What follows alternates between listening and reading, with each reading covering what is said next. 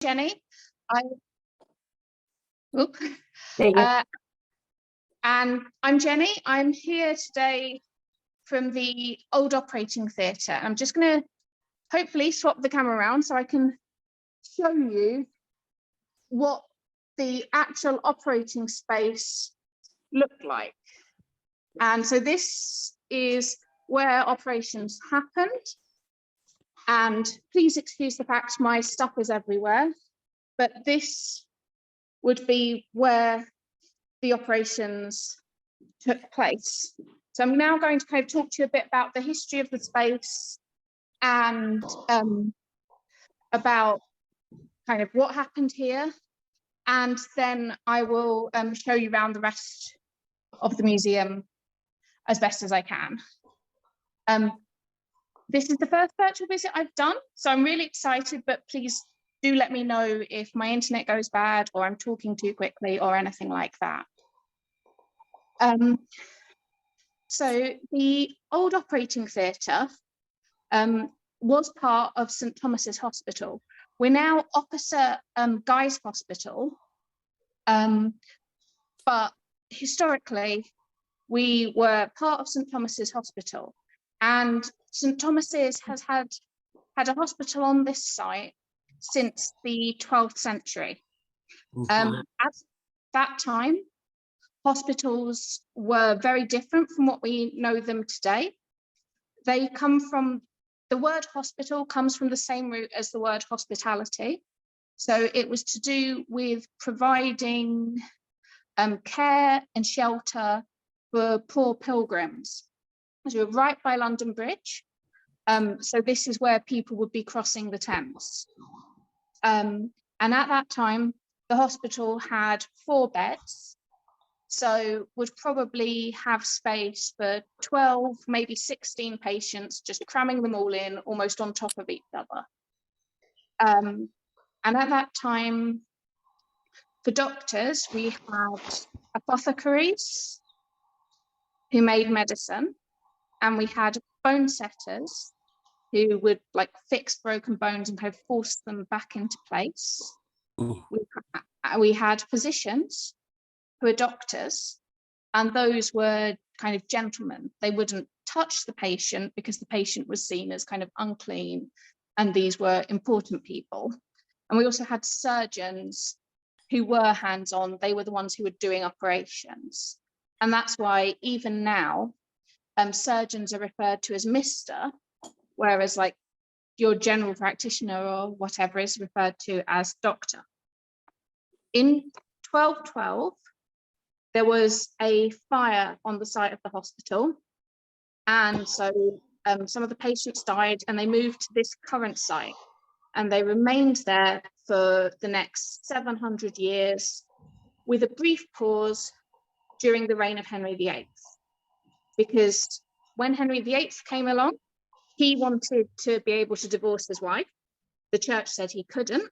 So he closed down the church and he repossessed all of their lands. At that time, all of the hospitals were run by the church. So for 11 years, there wasn't a hospital on this site between 1540 and 1551. People knew there used to be a hospital in this site. So they would come from across the area to here to try and get treatment, but there was no treatment available for them. And so people would end up dying, which was obviously not what the City of London wanted. So eventually they persuaded the new king, Edward VI, to reopen hospitals and give them lands. And when the hospital reopened, it was much bigger. It had 284 beds, and it was rededicated. They initially tried calling it the King's Hospital, and that didn't work because everyone still thought of it as St Thomas's Hospital. So what they did instead was say, rather than Thomas Becket, who is a saint who is known for being linked to being killed by a king, instead we'll say it's St Thomas the Apostle. That way everyone can carry on calling it St Thomas's and everyone will be happy. Now, rather than it being run by the church, it was then run by a board of governors who were rich men, and they were not medical, but they got to decide who was admitted. And in 1666, those of you who know your London history might know that there's the Great Fire of London. Now, this was north of the river, and we are south of the river. However, all of our lands were in the north. So we lost lots of lands, there was economic decline, and the roof started falling in. We then given money to rebuild, and so that's when this building is created. So the church that I'm in now, and I will explain that in a moment, is rebuilt in 1702. And the hospital is set up as 3 courtyards. So you have a space for female patients, then a space for administration, then one for male patients, and then what is known as the foul wards, which were for treatment of syphilis. And those spaces are about where the Shard is now. So the Shard is built basically on top of a syphilis hospital, which I always find a bit funny, but it also gives you an idea of how big this hospital was, from Borough Market all the way to where the Shard is. So as part of this hospital, they built a church because religion was seen as very important, and they used the attic as hospital space. London has always been very crowded, and no different back then. So they were initially using this space for storage, and then it started to be used for the preparation of medicine and the drying of herbs. So so for a long time, this is used for drying herbs because it's a dry space, it's up away from pests, and it's an available space that's in the hospital. And during this time, medicine becomes a lot more formalized. Previously, you had guilds and apprenticeship, and that's being replaced with like medical exams and kind of professional qualifications. And so from being apprenticed for 7 years, from the age of 14 to a local doctor, people started to study for a shorter amount of time. And you might do a few years with people locally in your village or your town, but you might then spend your final years coming to London to see what's the latest medical advances. And so by the 18th century, medical professionals, physicians are trained. They've studied the 4 humours, which is the understanding of how the body works that they have at this time. And St Thomas's Hospital gains a medical school. That space includes places for dissection, so that you can learn more about how the body works, and for anatomy. Also a library, and the medicine at the time is really, really mixed. Some of what they're doing is really good, and some of it would have just made things worse. So if you're anemic, so you're very pale, you're quite cold to the touch, they'll go, okay, that's because you lack blood. If you had more blood, you would feel better. And our prescription for that is do some exercise and eat some steak. And that's kind of what we'd say to someone who's anemic now. However, if you had something like the flu, so you're red-faced, you're flushed, they'd say, oh, that's too much blood. So what we need to do is take some of your blood away. And then they'd prescribe bleeding. And that might be through leeches, or it might be through making cuts and getting you to bleed into a bowl. And they were doing huge amounts of leeches. In 1 year, St Thomas's Hospital ordered 52,000 leeches. Oh my God. So quite a few. Leeches are still used in medicine today, but not in the same way. Where they would be used now is if someone has a skin graft, you could then use leeches to get the blood flowing.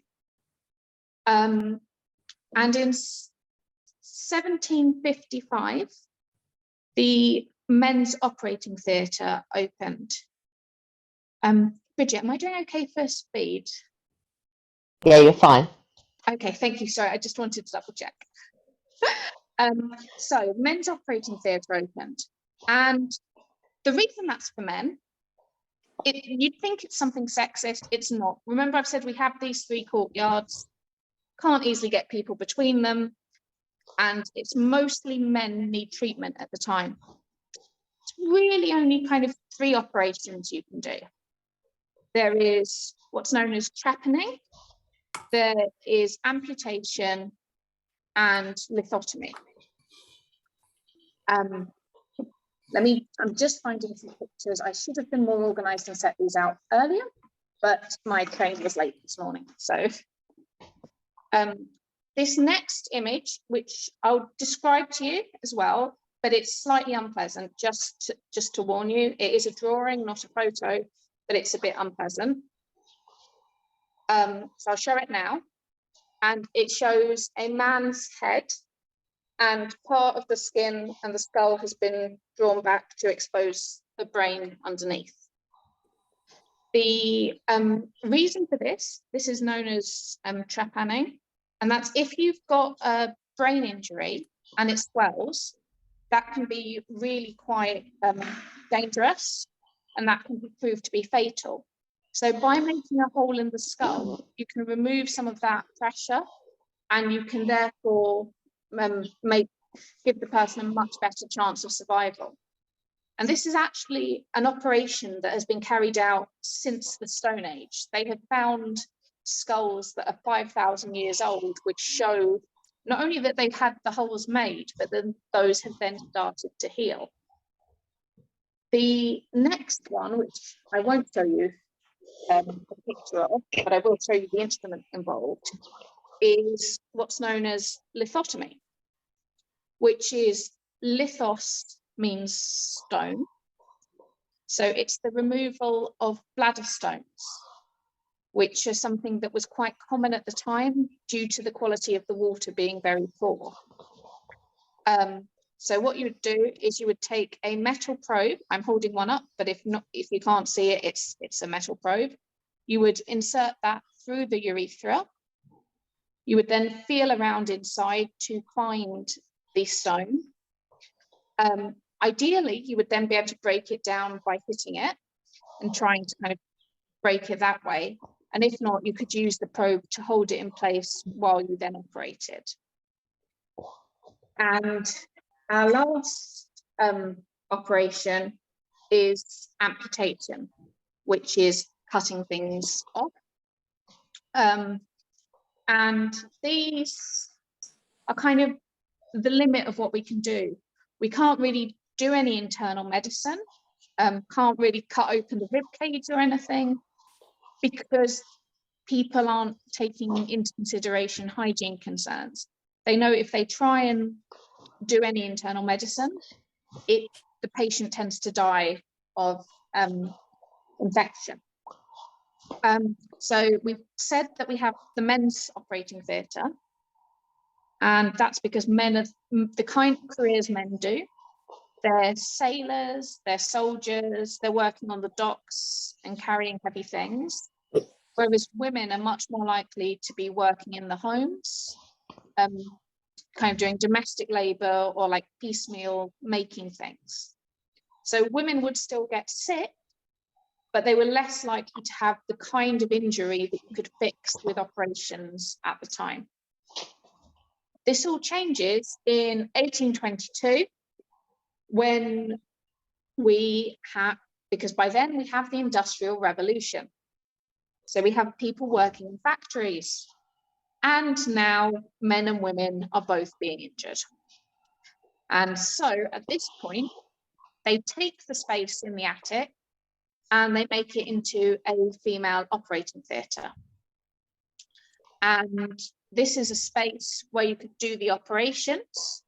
You're no longer having to operate on the ward, but also because you've then got all of these seats, well, all of these stands around it, you could have your medical students all crowded in to watch. So it serves as a teaching opportunity for them. And behind me, there is a sign. So I'm just trying to get it into focus. It won't focus, but it's basically the motto of the hospital. What it means is for mercy, not for gain. The operations that are taking place here would be on poor women who would have otherwise been unable to get treated. If they had money, they may have paid a small amount towards it. But if you were rich, you would just pay for the doctor to come to you. If you needed an amputation of a leg, say, you would have it done on your kitchen table. And that would actually have a much higher survival rate because there was less risk of infection. So I'll talk you through the kind of operation that would happen here. So you have someone who, say, been hit by a cart, and normally I'd say have injured their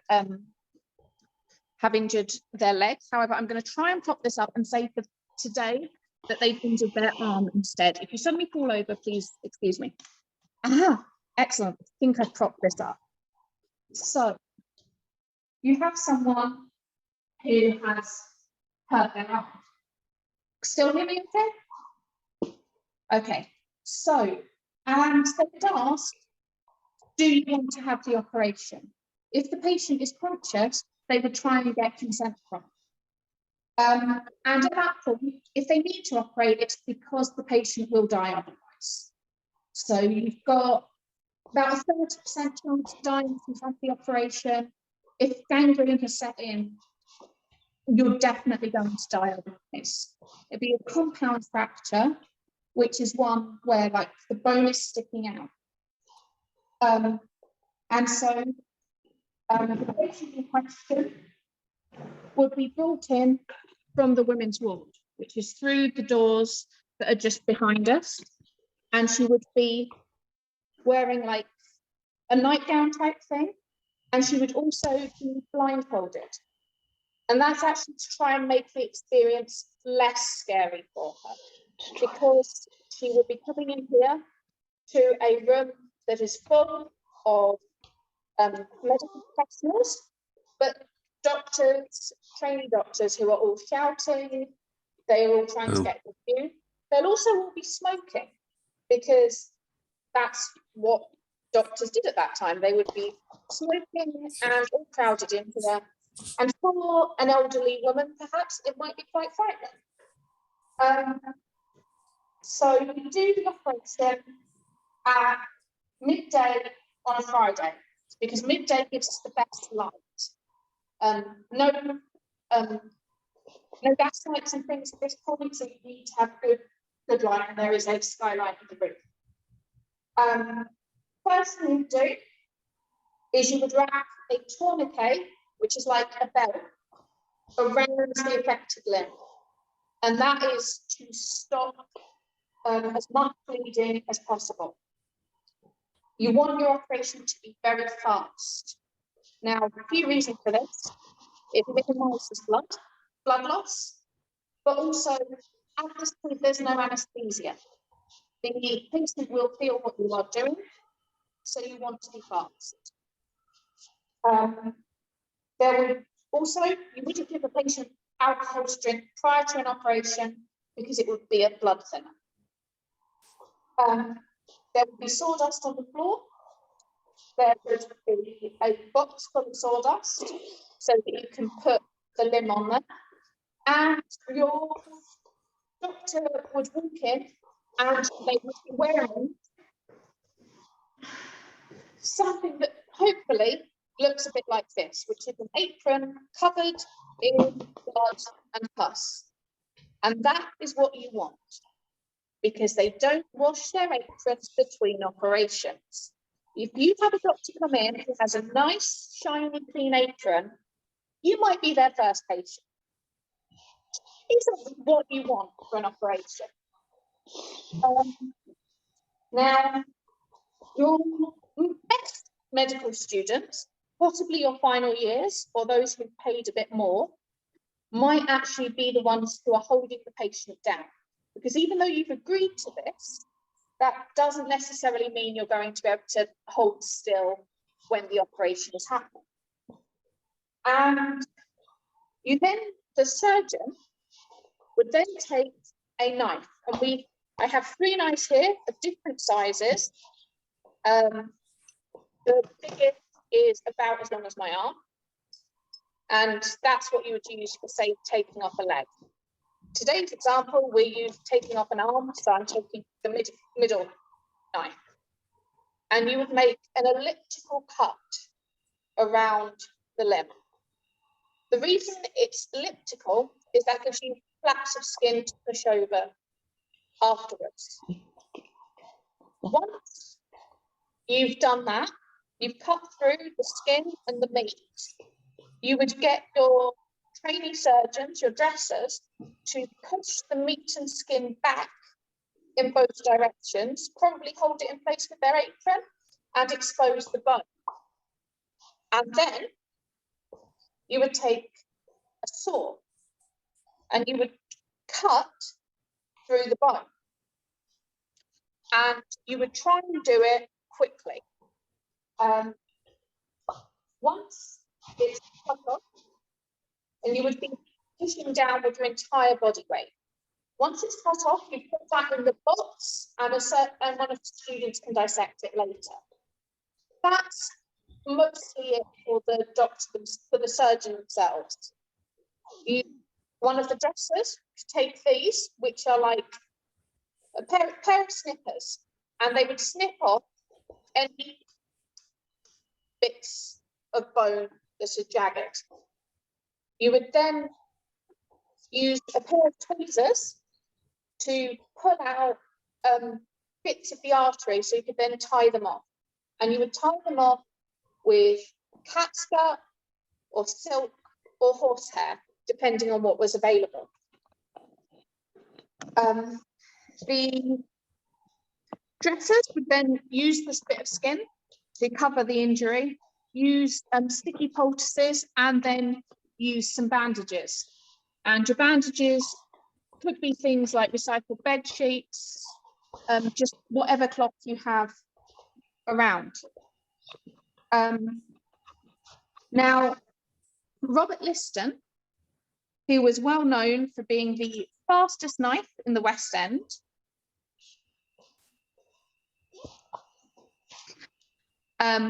was known to be able to do these operations very quickly. He would stride into this operating space going, "Gentlemen, time me." And generally, these operations, so the cuts and the sawing of the bone, would take under 2 minutes. Liston had it under 30 seconds. Now, our knives that I've just shown are from 1835, so about the time that we're talking about.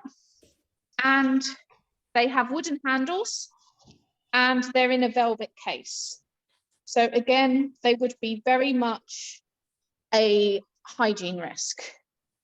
There was no hand washing. The knives have wooden handles. And the reason for this is they just don't know about germs. They don't know what causes infection. They think that it's people who are already weak by the operation, before the operation, so they just weren't going to survive. And also that it's the bad air, this idea of miasma.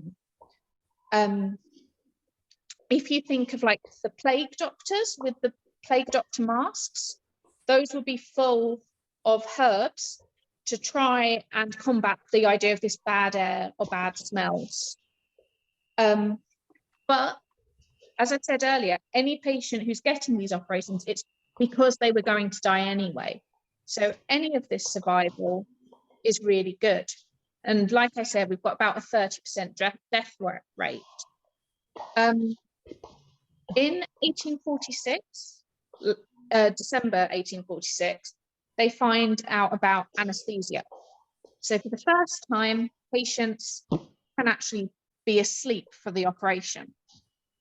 And I've got here a picture of Liston doing an amputation under ether. This isn't actually graphic, it's kind of before the operation happens. But here you can see a gentleman who is lying on the bed and he is asleep.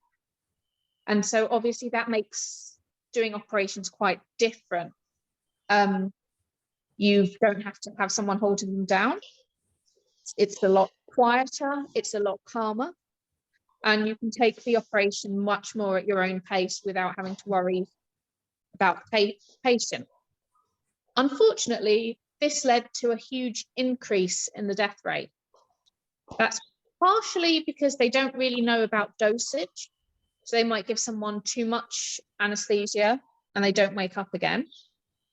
But it's also because they're taking slower on the operations. Yep, shocker. And because they're taking more time on the operations, and because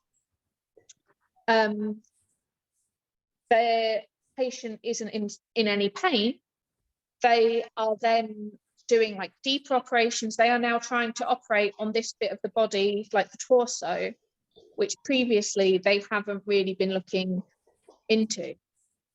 It's only 1865 where we start using carbolic soap and carbolic spray that people start to survive operations much more. That's because we're then able to get rid of germs. And I have, where's my picture? I have this picture here, which is from the 1890s, and it shows the nursing staff. I'm sorry, it's not a brilliant image here, but everyone is very smartly dressed. And this part of the photo is outside, and all the men are wearing top hats. It's great. But the other side of the image shows an operating theatre, and you can, everyone is wearing white, but it's clean white. It's not like from my bloody apron from earlier. And all the fastenings are like, all the fittings, sorry, of the room are metal and enamel. And that's because by then they're much more aware of germs. So they're able to kind of keep things sterile. And we're moving towards what operations look like today. But our space here would never have seen the use of carbolic soap or carbolic spray. That's because in 1862, we move out. They need to make London Bridge Station bigger and to connect it with Charing Cross. And so they seal, kind of, they take the hospital, they take the useful bits of it away so they can use it in the new space, and they kind of sealed this up. And they take out the standings and lots of the fittings and fixtures, but they leave the floor. And we are basically forgotten about until 1956, where we are refound and we are opened as a museum in 1962. So almost 100 years. And the patients, like I said, the patients that would have been here, that would have been treated here, would have been the poor. And we know that ether and chloroform were used in our space because when they looked into the sawdust of the floor, they found traces of it.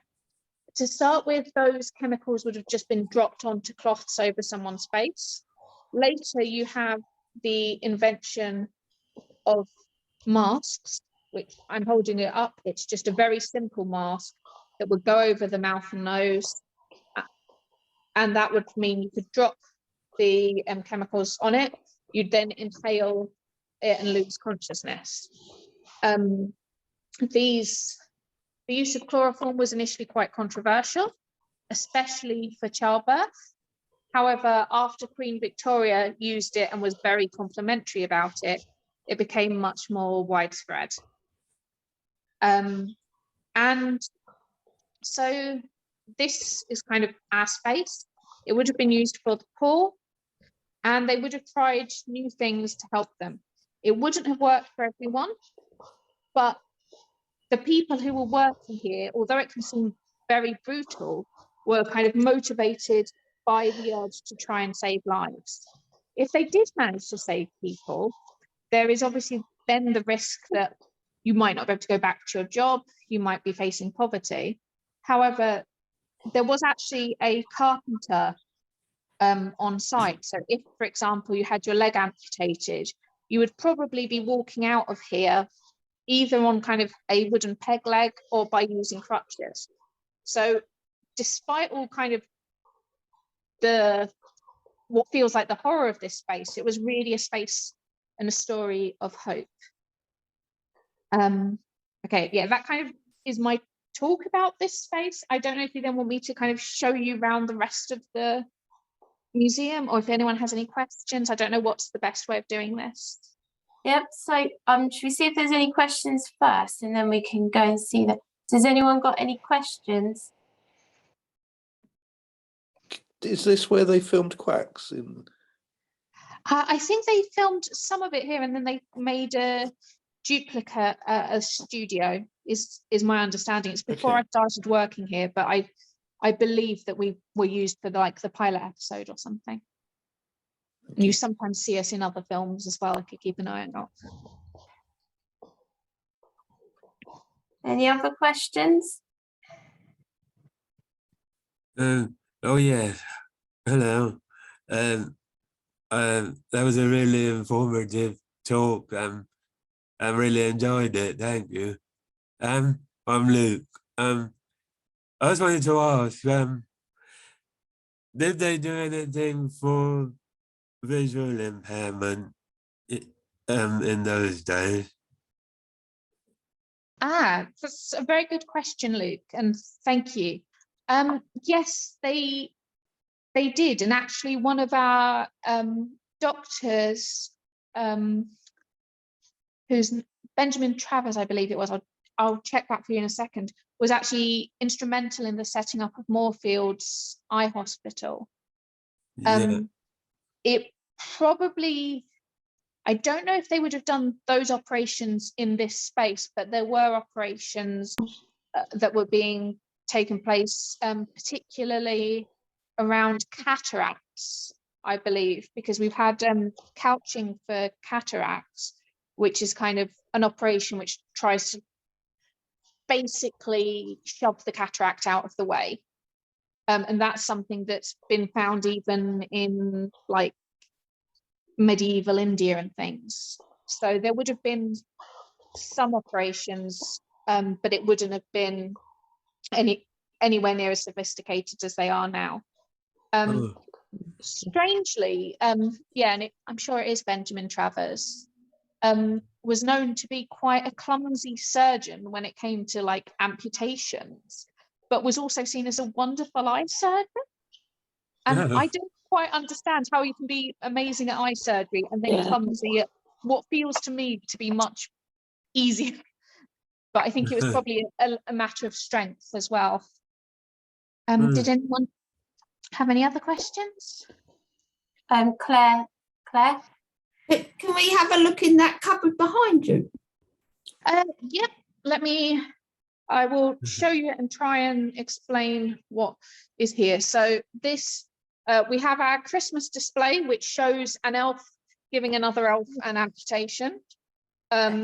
We have like food bowls and things. Above that, we have some bandage dispensers and some of the old glass jars that would have been used to store medicine. And we also have an image of an operation that was taking place pre-anesthetic, so it would have been involved much more kind of holding someone down, as opposed to the one that I showed you later, which did involve anesthesia, where the patient would have been asleep. Yes, any other questions?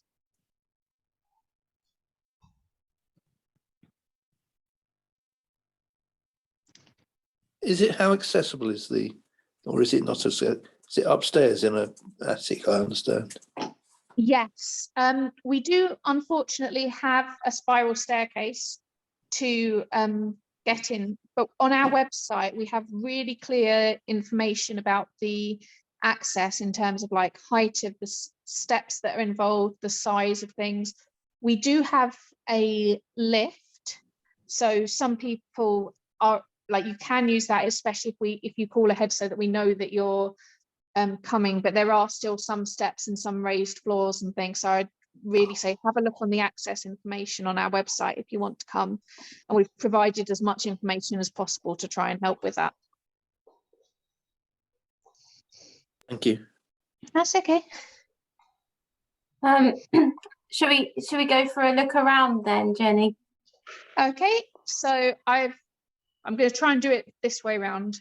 So this is the operating space, which has got rings of kind of raised standings, and then on the ground in front there is the operating table, which is wood and would have been covered by an oilcloth, and to the side you've got the surgical kit on a table. There is then a sink to wash hands, but this would have been done after the operation, because after the operation is when kind of your hands look dirty. Into the rest of the space, there are various surgical instruments, lots of sharp knives. There are also things that were used in trepanation, so making those holes in the skull, and also some historic bladder stones. Some of them are almost the size of chicken eggs. So that's kind of why people were very keen to have these operations, even if they would have been deeply painful, because the alternative was worse. Trying to walk and talk at the same time, so please excuse me. We've then got things to do with the history of anesthesia. So we've got more of those masks that would have gone over someone's face. We also have a lot of bottles that would have contained chloroform or ether. We have various surgical cases over time. So these were where you'd store your knives and things. You see over time they go from being like velvet lined to being metal lined, which is obviously a lot cleaner, a lot easier to care for. Now the next bit does feature some human remains, so I'm just going to tell you that. Obviously don't look if you'd rather not, but here is our information about dissection. But this is also where we have our pathology exhibits. So we have Mrs. Greaves, who is the skeleton of a woman who died aged between 26 and 32. We've recently had some more research done on her. We know that she would have gone through periods of hunger as a child, and that she would have been working class. She'd have been doing lots of hard labor. We don't know anything really about her, other than when she died, we know her body was unclaimed. And because of the Anatomy Act of 1832, that meant her remains were sold and they were made into an articulated skeleton. We also have various organs that are on display here, including a section of the human brain, and heart, kidneys, etc., lungs, etc. And we're currently working with a PhD student to look at how we can best display these in a respectful manner. We have information about the history of nursing, including some of the old kind of cups and bowls that would have been used in this hospital, and also the kind of things that a nurse would have carried with her. So what's called a chatelaine, which is like basically a bit like a key ring, where you have like your scissors and a whistle and pencil and notebook all together, so that you could carry those around with you. We have things about the history of obstetrics. So again, we have things like forceps to help with the delivery of a child. Now, We wouldn't actually have had pregnant women in the space unless, for example, they needed an amputation as well as being pregnant. And the reason for that is that at the time it was seen as being uncurable. It wasn't really regarded as something that was medical. You'd only get a doctor involved in a pregnancy if things had already gone horribly wrong. It was much more people were giving birth at home, surrounded by friends and family.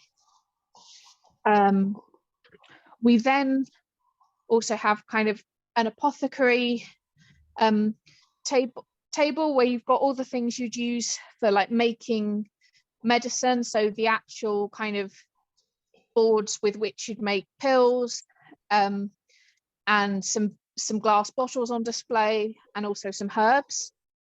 Please excuse the mess there, I was grabbing something earlier. We have some large leech jars that you would have used for kind of keeping leeches before you're using them, which are large glass or ceramic jars, often kind of brightly coloured and labelled with leeches, because like I said, they were using a lot of them and they were quite expensive. We have then various things that were used in the preparation of medicine, so lots of different herbs, but also lots of kind of bottles. There are lots of glass bottles that would have been used for poisons. They're often blue or green, so they're quite easy to identify. They would have, we have to keep them locked up now so that no one accidentally poisons themselves now. But some of these bottles would have had a bell on the top. And the reason for that bell is so that if you're a pharmacist or an apothecary and you're working one side of the workshop, but someone tries to steal your poison, you will hear it, because poison was very available in the Victorian era.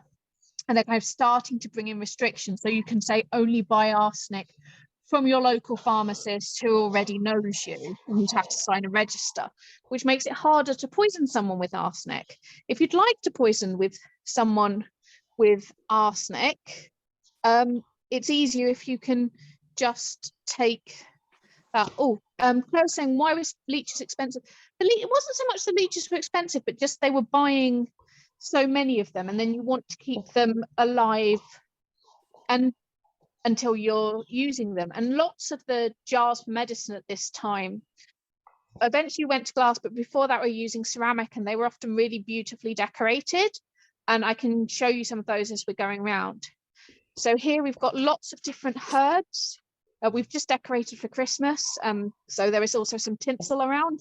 That's very much anachronistic, but we have it. We've got these kind of ceramic jars that would have been labelled with what's in them, and we also have some really strange objects that would have been part of what an apothecary would have displayed. So my personal favourite over here, and I'm just leaning in to try and give a good image of it, is there's a little alligator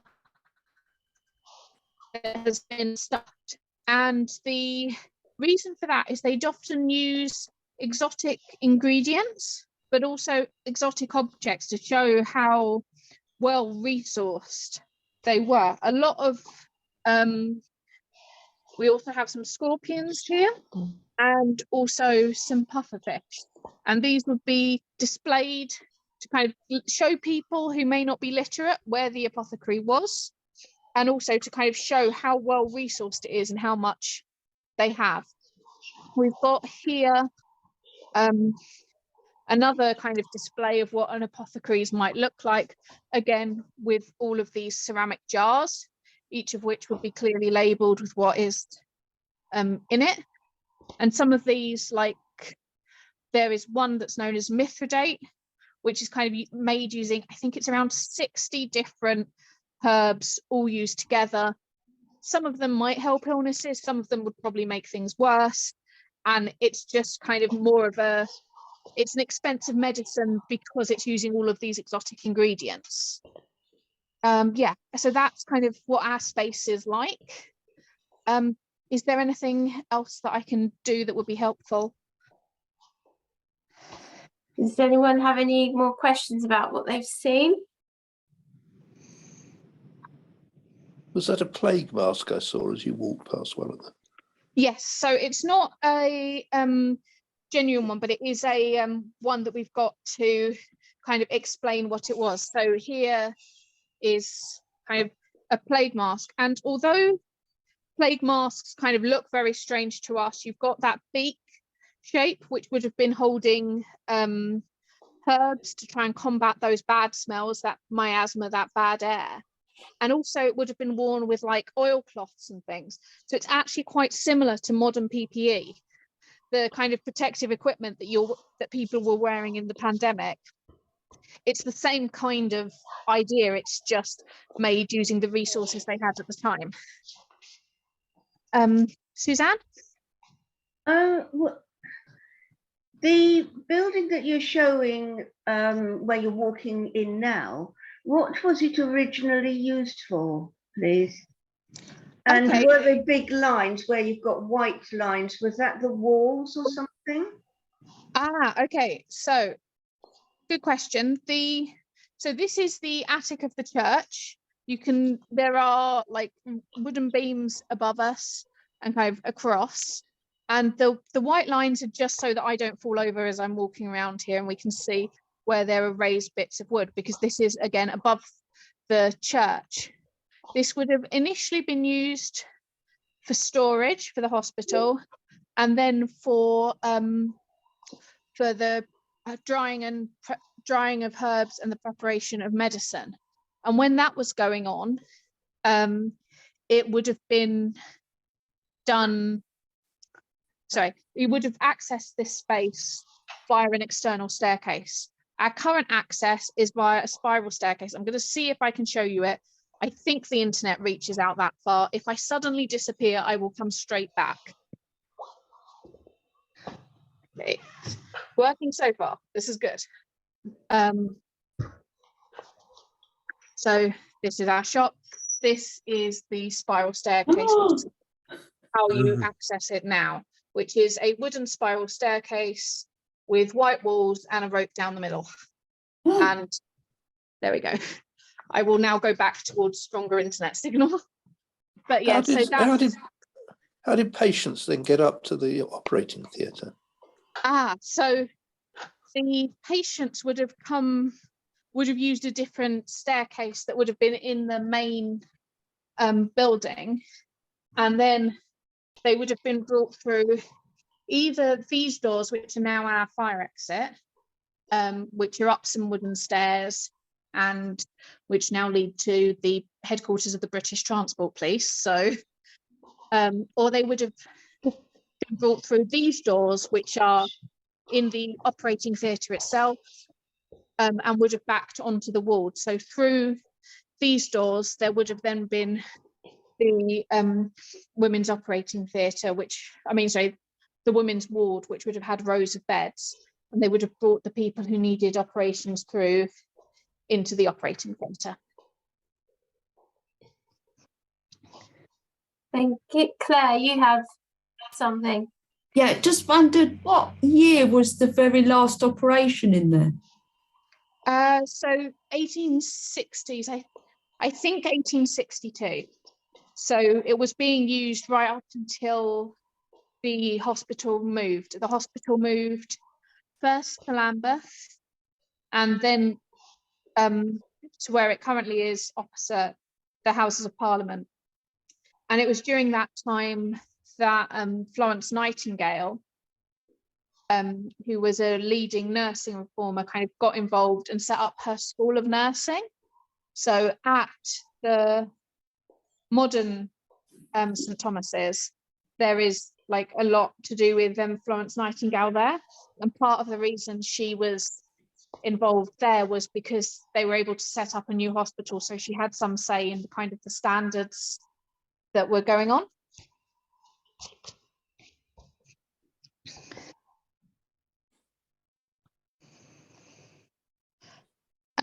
Does anyone have any other questions? I was just wondering how many visitors do you get? Do you get lots of visitors? Yeah, we get quite a few visitors. I can't remember off the top of my head what our numbers are. I know we were badly affected by the pandemic, as like all museums were. I think we've had about 20,000 this year, is what something like that. Not counting school groups and things. So we're open to the public Thursday to Sunday. And then Monday to Wednesday, we have school groups coming in and also special interest groups and people like you. I feel like I've successfully done our first virtual visit, which is such a delight because it's something that we really want to offer because we know we don't have the most accessible space and we'd love to be able to share these stories more widely. So it's been great to be able to talk to you all today and kind of do that. You have, it's been great. And I think that if you're able to offer this, you know, I don't know, monthly or something where people can, then that would be a great thing because quite a lot of people wouldn't be able to manage the stairs and everything. So, but no, we've really enjoyed it and it's been really informative for us. So. Oh, fantastic. Thank you for contacting me. Does anyone have any other questions or anything? Anyone got any more questions? I don't have a question. Sorry. You go first. Go, Sally. I don't have a question, but I wanted to congratulate you on the clarity of your lecture today. You've done really well. Thank you. The only thing I can say is that when you went off script and started answering questions, you speeded up. Your speech got faster. Okay, I will work on that for next time. Well, you did ask us to tell you. No, I genuinely really appreciate that. But your lecture's been brilliant, and I knew a lot of it, but there was a lot I didn't know. The book. Thank you. Pam and then Nick. Wanted to say, if this is your first virtual one, you've done a really good job. Well done. Thank you very much. Here. Nick. Can I ask about the leeches? Did they? Was it a profession actually going out and finding them, No. or did they reuse them once they got them? I mean, I know they destroy them today once they've been used once. I believe that they might have reused them because there wasn't any awareness that they could spread infections. So obviously, if you reuse a leech, it can spread bloodborne infection, but they didn't know that then.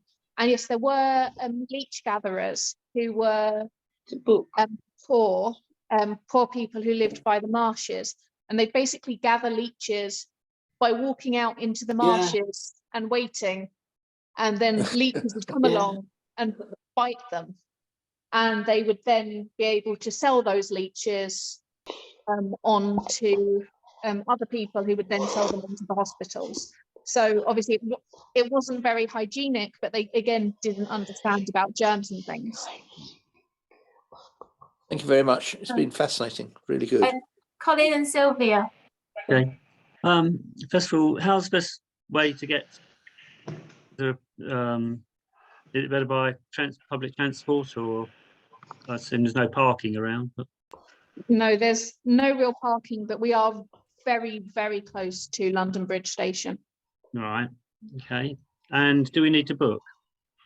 You can book online.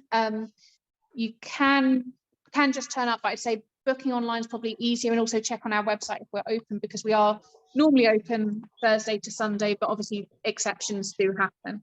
So thank you. No, it's been really good. Thank you very much. Really enjoyed it. Very interesting. Yeah.